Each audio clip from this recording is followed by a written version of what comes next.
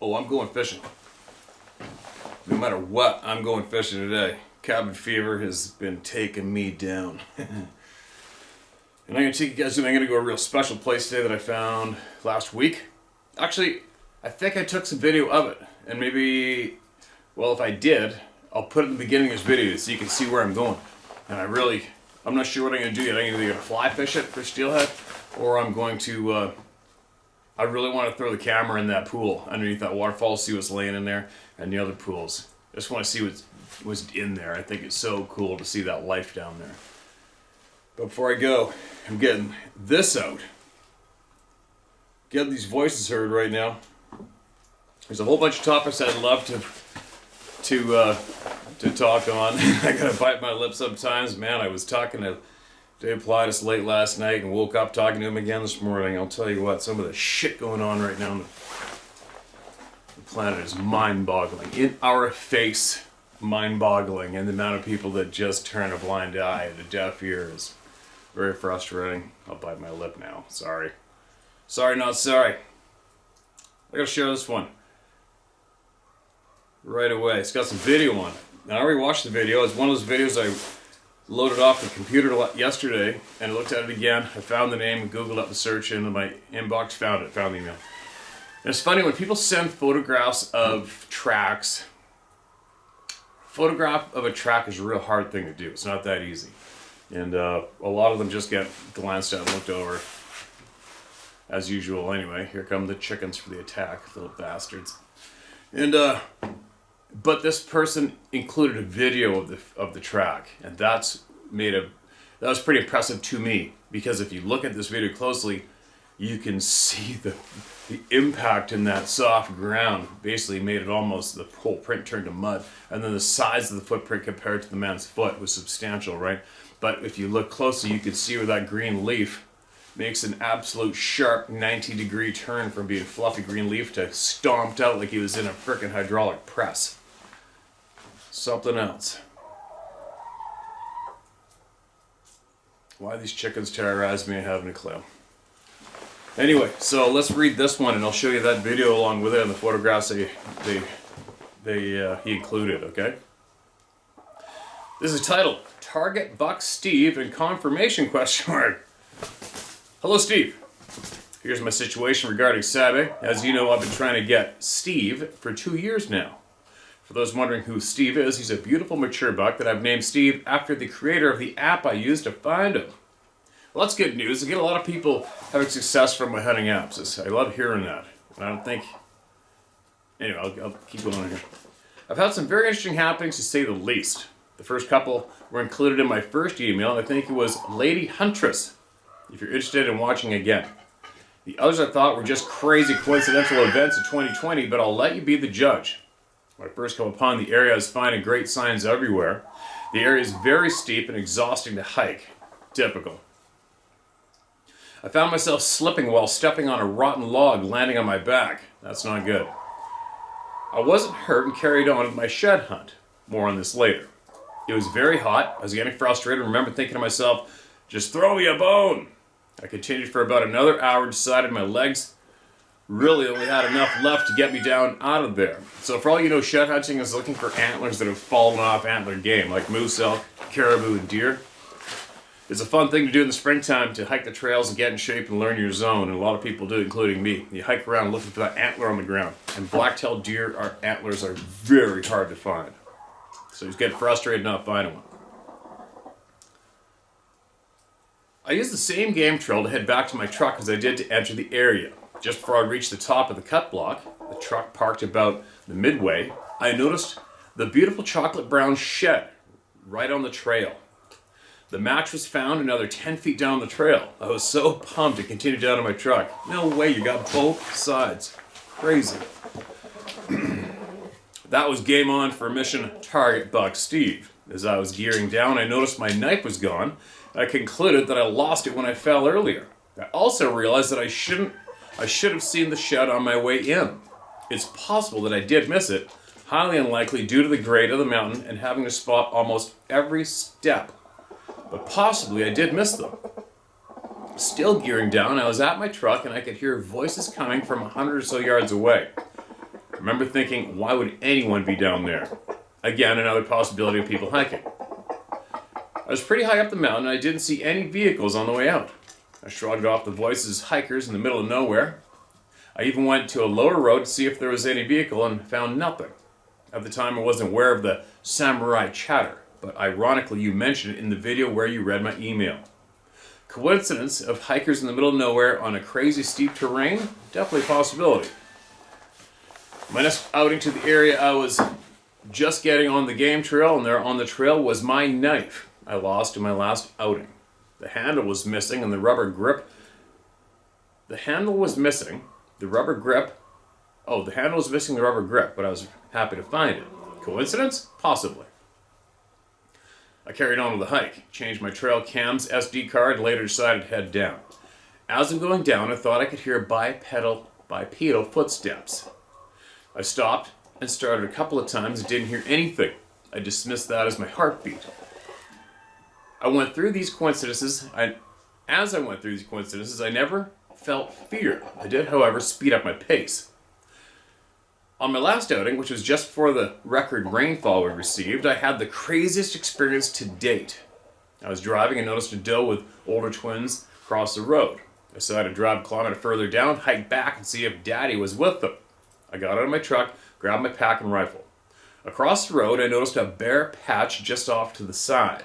I went to have a closer look, and it looked like a crane outrigged was placed there. A crane outrigger was placed there. Well, upon the closer look, I realized it was a print.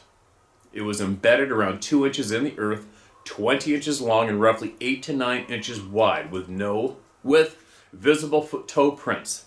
I was thinking to myself that it was a mini scrape, a grizzly, front and rear track, or maybe a rock had been moved. Not the case upon further investigation. This was fresh, and I'm talking water seeping into it fresh. The moss and vegetation was completely compressed to the point where all the green moss and everything in the track looked like bean sprouts. I'm very familiar with tracks, and I'm 95% this could be an original Save track. It's a left track, and there was a right and another left that were noticeable but on a harder surface closer to the road. And yes, you guessed it, at least 7 to 8 feet apart. I'm almost 6 feet. I wasn't able to reach with my arms spread. In conclusion, Steve, I'd appreciate your professional opinion on the track. I've been watching you for about 1.5 years now, and you definitely are a pro. Pray for strength, guides, protection daily. Things are shifting, and there's too much evil on our planet. We need to turn down the suck and turn up the good. Days are numbered, my friend. I'm no preacher, but I will tell you as a man of God, there's all there in the Bible in black and white. Men must be men and not fall into this Peter Pan syndrome. Grow a set and raise your children. It's time to take back what's trying to be taken from us. Count me in for the Good Guy Army. You know where to find me. God bless and take care, Steve. All right, man. Absolutely appreciate the photos and the video. And you know, when you look at the photo, at first I would think, being a hunter guy, I'd be like, oh, well, obviously that's not a track. There's no other green around it. And then you look closer, especially that video, and then you see the crazy 90-degree bend, like in the one leaf up in the toe. Green leaf, absolutely curved, and then poof, flat, as if you stomped it with an anvil. Crazy. That's a big freaking foot, right? And the chickens are tearing apart the shop. Anyway, yeah, my professional opinion on tracks, that's something freaking heavy and big. 110%. Obvious the ground's absolutely saturated there. That's why the whole print looks like mud when it got stomped on, right? I've seen other prints in the forest where people have said, look at this footprint right here.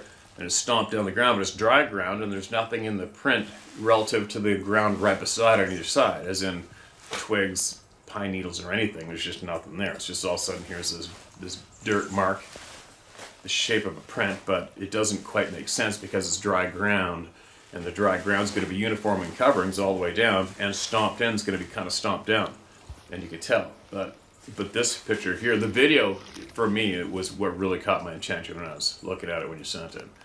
And obviously I'm no psychic, none of us are, but if you're an experienced hunter in the Pacific Northwest or anywhere, you know right away what did or did not make that mark in the ground. right? Keep us posted. Make sure you let them know that you don't want any grief next time you go there, right? Alright, here's another one titled, In Finland Also. So, we are all making our way around the planet, steadily, on this channel. Hello Steve, greetings from Finland. I've been following your channel for nearly 3 years now and I love it. Both hunting stories and Sasquatch knowledge, and it's only because of the experiences people share that I was able to put these things together. So, now to the happenings. Our cabin is in the middle of Finland, by a lake, surrounded by forest and sand road. We have neighbors on both sides of us, but the cabins are usually used only during summer. First odd story I know comes from my own father. Ever since I was a child, I was told my father saw once a pair of red eyes shining in the darkness of the woods by our outhouse, and since then there would be an axe in there for safety, though no one believed him. Second is from my sister. When she was a child, she was going out in the middle of the night to use the bathroom, but heard terrible rumbling growl from beneath the stairs that led to the upstairs of our cabin and decided not to go. I had a few experiences myself there. I used to spend all my childhood summers there with my uncle, grandmother, and cousins. Me and my cousins loved to camp out on our yard with their rough collie. This one time we were woken by their dog softly growling. We all sat up in a panic, and just then we heard steps from outside the tent like someone was walking around it, brushing against the tent. We had to hold the dog in place, keep it quiet, as to not provoke whatever was outside. We sat there crying in panic for what seemed like hours. But when finally the dog calmed down, we took the courage to grab our stuff and run inside of the dog. My sister also had similar experience when she was older and sleeping in a tent with her husband and 2 small boys. Something circled the tent in the middle of the night, brushing against it, before leaving without a sound. That was the odd thing in the both occasions. The creature made no sounds, no sniffing, no breathing, nothing, just steps. The same dog played a huge part in these 2 other situations where I found myself. One, I was at the cabin again with my uncle and granny, around 10 years old, and my uncle had to take the car and go to the store. He left me, granny, and his dog at the cabin, and usually it was fine. Not this time. We were sitting in the big living room / kitchen downstairs, the dog sleeping quietly. Now to understand the situation, you have to know the layout. Our cabin is built inside a small hill. Yes, you read that right. Inside, the front yard is on a little bit of a higher level than the backyard that backs up to the lake. So on the front of the house, there are these small windows that seem to be on the ground level. But when you circle the house and go inside downstairs, those same windows are almost on the roof level of the room. That sounds pretty cool. So the dog slept by those little windows looking towards the front yard, and all of a sudden he leapt up from deep sleep to his hind legs, barking and growling out from the closed window to the front yard. I got scared and it made me need to use the bathroom, but it meant going outside. I told this to Granny, who was acting like nothing odd was happening, and she told me she would take me to the outhouse. First I refused because the dog was still going apeshit, but I really had to go. So we opened the door and the dog bolted to the fence that circled our yard. It was open, but the dog never passed the line, no matter what. So he just kept running back and forth by the fence, growling and barking like crazy. And then he just stopped and walked back like nothing. Another occasion, when I was in the woods with my uncle, Granny, and the same dog Jessie, I was exploring around this abandoned house while my uncle was gathering wood, and my granny was picking berries and mushrooms. And Jessie the dog was right beside me, because he never let children out of his sight. There was this huge pine tree that Jessie began to circle, and all of a sudden began barking and growling around it. And when I say the tree was huge, I mean it. The diameter was around 1.3 to 1.5 meters. I had no idea what he began to bark at, but it made me run to the car. Jessie right on my heels, and we sat inside the car until my uncle and granny came back. I've also experienced the dead silence only once. I was around 13 or so, and I stayed alone at the cabin with my cousin's son, who was a year younger than me, when all the adults went either to the store 20 kilometers away or berry picking in the forest nearby. As soon as the cars left the yard, me and my cousin's son stood there wondering what should we do first. Now that we had the cabin to ourselves. We didn't get that far because all of a sudden we both kind of looked at each other, started to scan around the yard, and realized there was absolutely no sounds around us whatsoever. I probably never bolted so fast up the stairs and into our room with my cousin's son right at my heels. We locked the door and sat on the bed shivering and wondering what the F was that. We didn't come out until the adults came back. The forest around our cabin has always had the feeling of stay the F away. It makes you scan it with your eyes like a goddamn predator, just waiting to see something moving, your hair standing on end. Why? No idea. Sorry for the long story, but I really had to get this off my chest. I've never heard of any Sasquatch sighting in Finland apart from one in 2017. So, if there's anyone from around here listening, you haven't experienced yourself, please share it. I really don't even know if these experiences have anything to do with the Sasquatch. If someone has a better idea what this could be, do tell. Best regards, Danny. Danny, thanks for that.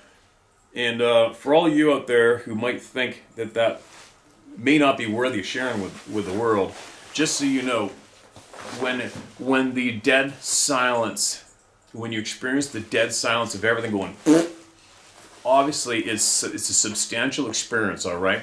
Because we have all been in the forest or been somewhere where it's real quiet, no wind, and dead, peaceful, and very quiet, you can't hear anything. But this particular experience, when you have the absolute loss of sound everywhere, and your hair starts standing on end, that's a very, very uncommon feeling and sensation, and it has such an impact on you, you never forget it, and it knee-jerks you into needing to write, to share it with the people, right? That's a substantial experience. It's not your average feeling, and I know it's probably tough to get that across to all of us in an email, but just so you know, it's very substantial. It's alarming. It's something you will not forget, right? And it's something that can cause you to really want the answers, never forget it, and write out to the planet like these people are. They're here to find out how many more people have had that happen, right?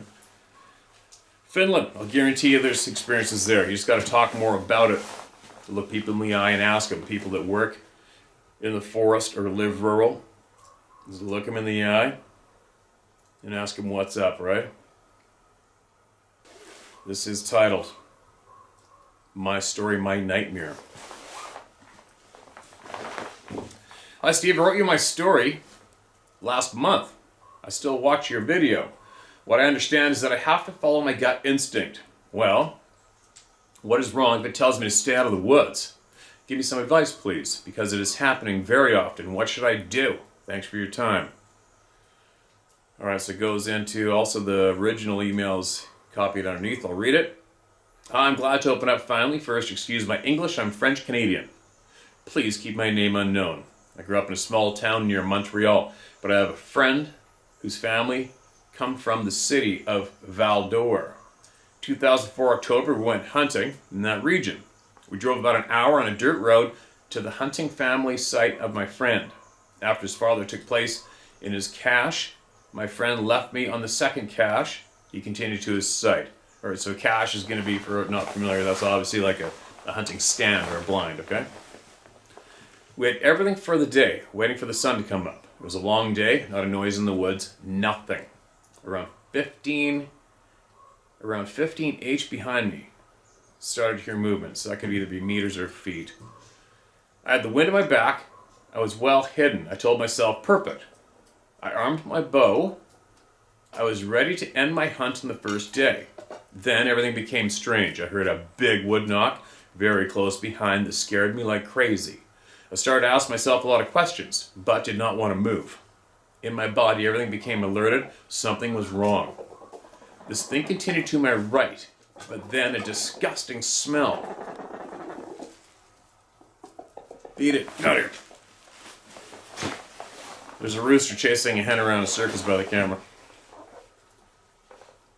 In my head, asking myself, what is going on here? I could not move. Finally, after a few seconds, that took like hours, I turned my head very slightly to my right. What I saw about 75 feet from me changed my life forever. My heart stopped. I was looking at a Bigfoot. This is impossible. Not exactly like in the film. I told myself the arms are very long. He's about 7 feet, very large shoulder, hairy brown and gray. I stayed there until it went further in the heavy scrap woods. I could not see it anymore. I jump up, cleared my bow, and run like crazy. Okay, cleared your bow, so you probably had a crossbow. I reached my friend's father in a few minutes, but I was still shaken. I shut my mouth until my friend came back at 17 hours. We went back to my friend's house, could not say a word on the trip back. When we arrived, I took a good shower, rest for the night. I was able to regain my control. The other morning, my friend woke me up, told me to get ready. My response, no thanks. I never told anyone about this. I never went back hunting there. It took me a few years before I could go back hunting. And believe me, Bigfoot is real. And he's living in Quebec. Thanks for your time. No name, no problem. It's tough, man. It can be real tough. It can be real tough to get across, get past that barrier that's created instantly when you see one of these damn things or experience it, right? It's going to be real tough. Many people have just up and sold their home and moved their family, sold all their outdoor stuff and went straight to suburbia and never looked back. Lots. And then you also got other people that see the things, become obsessed with them. They can't get in the forest enough to try to run them down. Go figure. But you've already heard me babble about this a lot. For me, you just say it out loud what your intentions are. Leave me the F alone and stay away from me, and I give a shit. Somewhat works for me. They let me know they're there. Every year they let me know they are there somehow, some way. Whether it be by those lights. Remember I videotaped that bright light up on the mountain there last year at 4:35 in the morning. Crazy lights on my trail camera. I've heard them, had them throw things at me. I find tracks at least once a year. Excuse me. But it is what it is. If your gut is really telling you to stay the hell out of the woods, unfortunately you gotta listen to it. And I always refer back to, as a clear example, of that lunatic, the grizzly man, or whatever he called himself, that guy, the ex-heroin addict from California, who forced his girlfriend to go to Alaska with him to sleep on the ground with the bears, and she, before they even left California, she told him she didn't want to go. She's terrified to go. I don't want to go. It doesn't feel right. I don't want to go. She went anyways, and the bear killed her. So that is, unfortunately, a very good example of going against your gut instinct. But you got to be in tune with it, because there's a difference. You can be nervous, leery, on point, alert, or your tummy can be making you feel absolutely sick about what you're about to do. And that's what you have to focus in on and realize the difference between our typical emotions, right? I feel nervous lots out in the woods, obviously, for good reason, right? But rarely do I have a strong feeling of, don't you come in the woods. I got places I just avoid because I know that the chances are right up there of something happening. I'm just not into it. I'm not into it. And why am I so not into it? Is because I don't want it absolutely ruined. I've come across and spoken to too many people who have had their passion for the outdoors in life absolutely shit on and annihilated. That's not fair. And I know that I push the envelope often myself, but I don't want it ruined. I mean, if I cannot go out and enjoy what I'm passionate about, I'm dead. I'm dead. What am I going to do? Golf? No. But anyway, just be safe out there. Thanks for writing it again. And I'm not a therapist. I'm not a psychic. I can't tell anybody what to do or what they shouldn't do. All I can always do is offer up what I've learned for myself, and what everybody else is doing here is offering up to the world what they have learned themselves too, right? All right. What's this one? One more, and then I'm going to get out of here. And hopefully, well, either way, I'm going to film some cool shit today.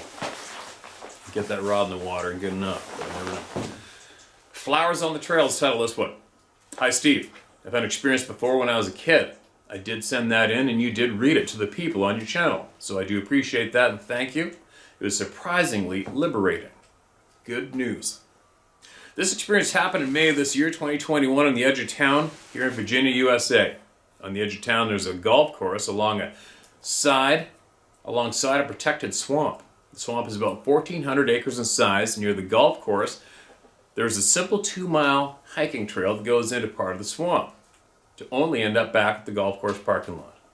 There are houses built up to the side of the swamp near the golf course too. After that, the swamp just goes way back in there. I had a deep vein blood clot in my left leg and had that vein removed. Ugh. After the treatment, about 8 days or so, I had a bad case of cabin fever.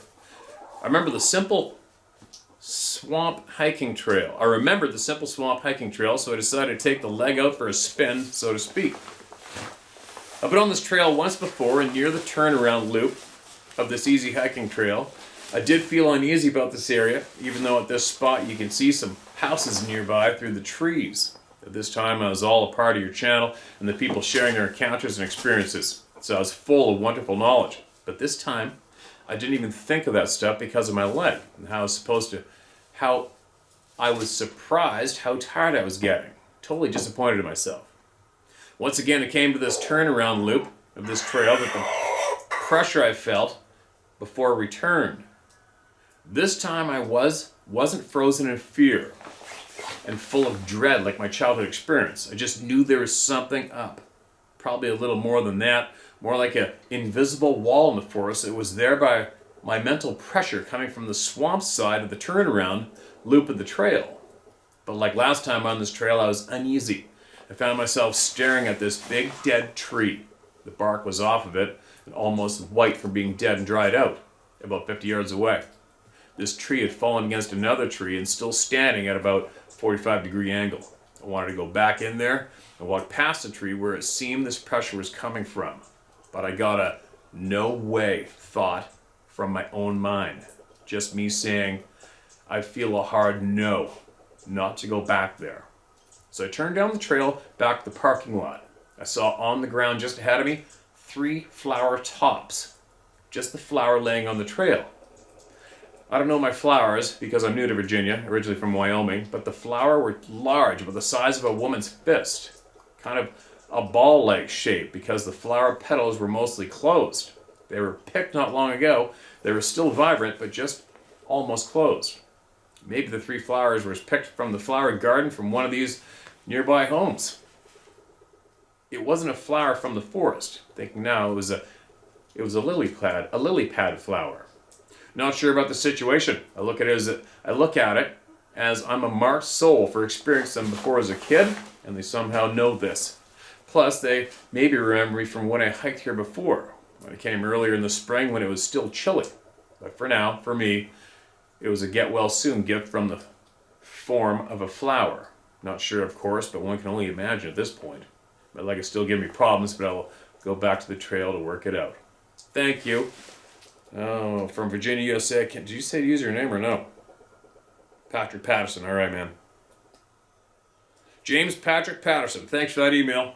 I have a clue. Sounds pretty tame to me, but if you got the feeling, you got the feeling. I know one thing was last spring. There's a deer that I've been after following for 5 or 6 years. And every spring, I've probably put in at least a solid week or 2 hiking all those mountains looking for shed antlers. And I took pictures of this. I didn't see anything. I haven't mentioned anything until now, but whatever. It is what it is. Maybe it's worthy of a mention, maybe it's not. But there's a major game trail, migration trail. It's that wide. It's in big timber, huge fir trees. Like these suckers are 6-7 foot at the base thick, plus, and cedars. And I went down that trail, and I'm not finding an antler on this mountain for quite a while. The wolves cleaned all the deer up. I used to be able to get a backpack of antlers pretty quick, but I hadn't found one antler in a long time. And I walked down that trail, and I am looking. Like I usually walk, I stand, I look everywhere. And I take a few more steps, I look everywhere on a steep bluff. So this one trail cuts along the side of the mountain to the timber. And on the way out, here is one of the deer's antlers, the huge bucket I'm after. It's an antler that looked like to be over a year old. And that sucker is sitting right in the middle of the trail that I came in on. And believe me, there's not one human being on that mountain. Never has been. In the 18 years I've been running that mountain and I've had trail cameras all over it, I've never had a human being on my camera once. I've never seen another boot print once. But there has been sightings of these things right across the valley and on the other side of the hill that I'm on.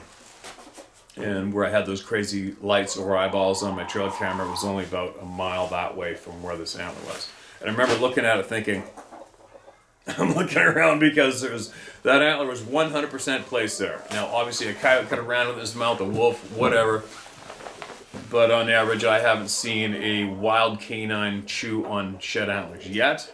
And they definitely do not have time to be packing them around in their mouth. They don't do that. So, I was tempted to throw down a bag of apples and hang it off a branch and say, okay, here you go, man. Is this like a little bit of a peace offering? Maybe they get a kick out of watching me look for antlers.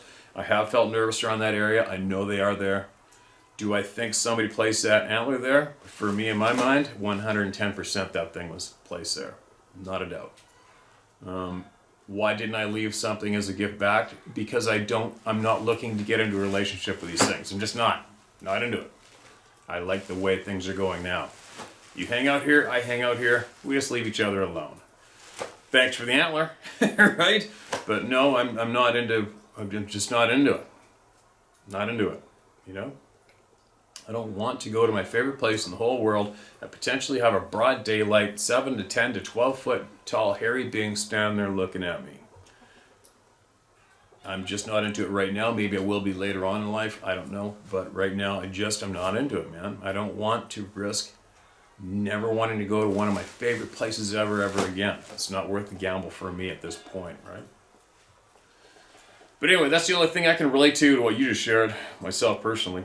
I'm sure there's a whole pile of people out there have reported having things left for them on their porches, on their stairs, on their car, on their tent, on their picnic table, beside the fire. It goes on and on and on. But anyway, I gotta get going. I gotta go in the woods. And I'm gonna bring my rods. I'm gonna bring my bait caster with the camera on. I'm gonna bring my new fly rod and see if maybe I'll get something to strike one of the steelhead flies. And what happened last night? Last night Sarah made a bison burger, one for all bison burger. It was so good. It was absolutely ridiculous. From our friends at the Venator Ranch, Hudson Hope, they raise bison there, sorry. Excuse me, and that meat is so lean and so freaking healthy. It's so good, it's ridiculous. And you can see a couple tricks in there that we do with our game ground burger to make it fit the bun. It was so good. But anyway, we're pretty excited. Sarah's excited. There's a huge positive reaction with the channel. And I think the subscriptions rocketed up to like 1,800 people last evening in the first handful of hours. And then all of a sudden YouTube chopped her off down to 200 subscribers from 1,800 like that. We don't know why. I don't know why. I haven't a clue. But anyway, we'll post a link to that video in the description below. If you are interested in what goes on in the kitchen of a hunter-gatherer fisher family, there's going to be a lot in there, tons. And check it out. Subscribe if you want, if you're interested or not. And but it's there anyways. And that's that. My brain's racing. I got stuff I gotta get going on before I can leave, and I really want to leave bad. I'll be back with more. I got more videos, more audios emailed in to share with you guys that I have put in a file folder. And we'll leave it at that. One other quick mention. Had a lot of people email me to watch a podcast with Dr. Where is... Oh, it's not here right now. Oh, hold on, I texted to Dave. Go on that text thread. And I don't have... Oh, there's Dr. Maloney. M-A-L-O-N-E, medical doctor. And I watch a podcast with him and Joe Rogan.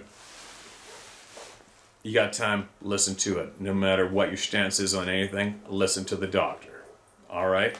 If it doesn't make you angry, you're probably the living dead, I'll tell you what. Talk to you guys shortly.